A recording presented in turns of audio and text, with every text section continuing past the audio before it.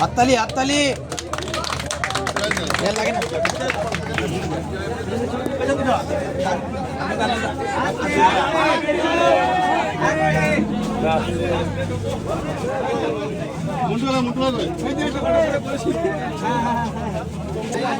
এই পাপু ভাই সারা দিন রাত পরিশ্রম করে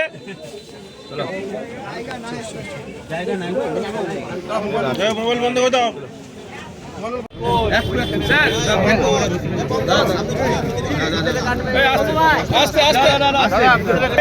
ধন্যবাদ আমাদের এমএলএ স্যারকে এত সুন্দর ভাবে আমাদের পাশে থাকার যে বার্তা, তার জন্য ওনাকে ধন্যবাদ জানাই। বলছি যে অনুব্রত মণ্ডল ফ্যান ক্লাব হবে, এটাকে নিয়ে আপনারা আগামী দিনে কীভাবে এগোতে যাচ্ছেন সেটা? এটা আমাদের দীর্ঘদিনের চিন্তাভাবনা ছিল, কারণ অনুব্রত মণ্ডলের মতো নেতাকে যখন বীরভূমে নেতৃত্ব দিচ্ছে, উনি শুধু বীরভূম নয়, রাজ্য স্তরের তিনি নেতৃত্ব আছেন, এটা সবাই জানেন। এবং তার যে অবদান বীরভূম জেলার মাটিতে, এটা বীরভূমের মানুষ প্রতিটি মুহূর্তে অনুভব করেছে তার অ্যাবসেন্সে। সেক্ষেত্রে আজকে আমাদের যে যুব সমাজ দেখছেন না, এরা বলছে না, আমরা অনুব্রত মণ্ডলের সঙ্গে থাকতে চাই, তার আদর্শ মেনেই আমরা চলতে চাই, তার চিন্তাভাবনায় কাজ করতে চাই।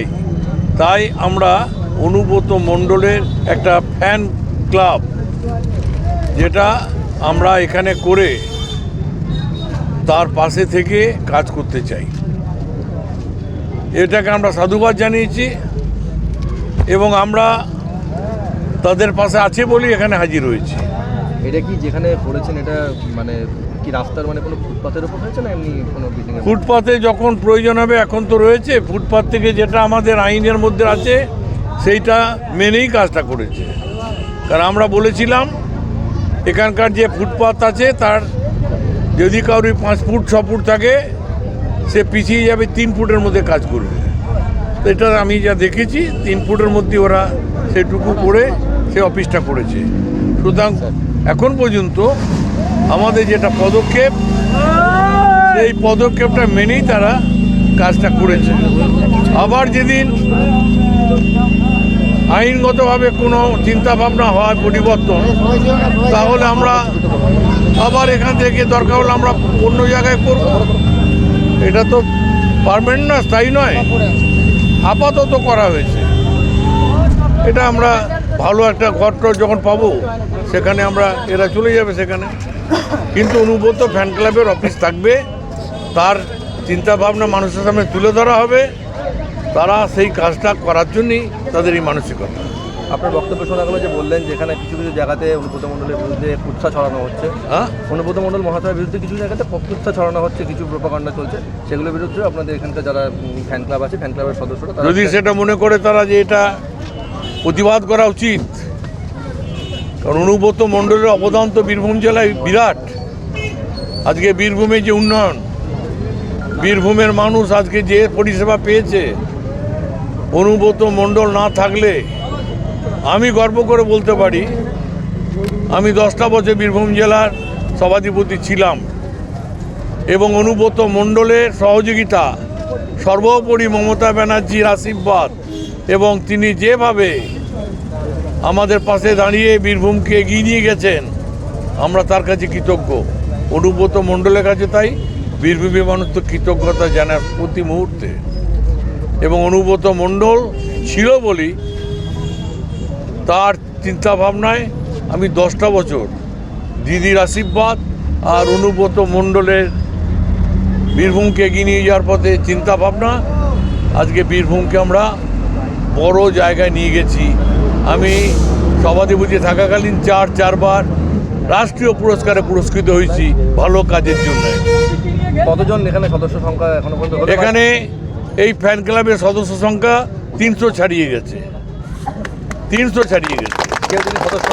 এবং এটা আমার যে মনে হয় যে যেহেতু এখন পুরোপুরি এটা বড় ঘর আমাদের নিতে হবে, তার জন্য আমরা চেষ্টা চালাচ্ছি, আমরা কথাবার্তা বলেছি অচিরেই আমরা একটা ভালো ঘর এবং সেখানে যাতে আরও বেশি আমাদের এই ফ্যান ক্লাবের সদস্যরা সেখানে বসার সুযোগ পায় সেই ব্যবস্থা আমরা করব। গত ফ্যান ক্লাব নামে একটা ফুটপাত দখল করে একটি অফিস উদ্বোধন হয়েছে এবং যে উদ্বোধন করেছেন তিনি হচ্ছেন সিউড়ি মাননীয় বিধায়ক বিকাশ রায়চৌধুরী।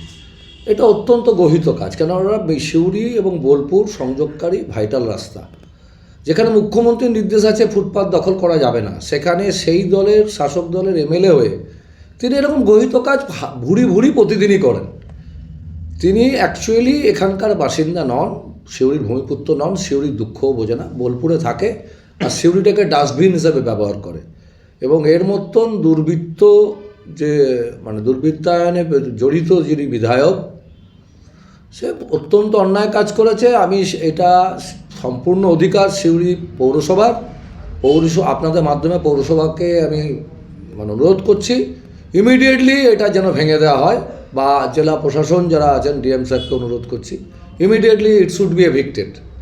কারণ এইভাবে ফ্যান ক্লাব কেউ করতেই পারে, কাউকে কেউ ভালোবাসতে পারে সেটা আলাদা ব্যাপার, সে অন্য জায়গায় করুক না, নিজের বাইরে করুক না, মনে মনে করুক না। বিকাশ রায়চৌধুরীর অত্যাচারে এবং বিকাশ রায়চৌধুরীর বিভিন্ন অনৈতিক কাজের জন্য সিউড়ি আজকে ভয়াবহ দুর্দশায় ভুগছে। যেখানে পশ্চিমবাংলায় প্রতিটা পৌরসভায় হকার উচ্ছেদ হয়েছে, সেখানে বিকাশ রায়চৌধুরীর অঙ্গুলি হেলনেই এখানে সমস্ত বন্ধ হয়ে আছে।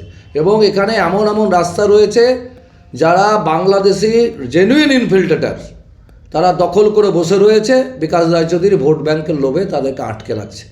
এবং এই জিনিস যদি না ঘটে তাহলে আগামী দিনে কিন্তু সিউড়ির জনগণ বাধ্য হবে একে ভেঙে দিতে। আমি কিন্তু স্পষ্ট কথা বলছি, যদি এটা প্রশাসন ব্যবস্থা না নেয় তাহলে সিউড়ির জনগণ বাধ্য হবে এখন এইরকম বেআইনি কাজকে ভেঙে গুঁড়ি দিতে। তাতে কার ফ্যান ক্লাব থাকলো আর কে এমএলএ ওপেন করলো এসব দেখার বিচার্য বিষয় আমাদের নয়। তাই আমি অনুরোধ করছি একটা সার্টেন টাইমের মধ্যে এটাকে ভেঙে দেওয়া হোক, অন্যথায় সে বড় বিক্ষোভ এবং বড় গণ্ডগোলের মুখে পড়তে বাধ্য হবে এই যারা এই বেআইনি কাজ করছে।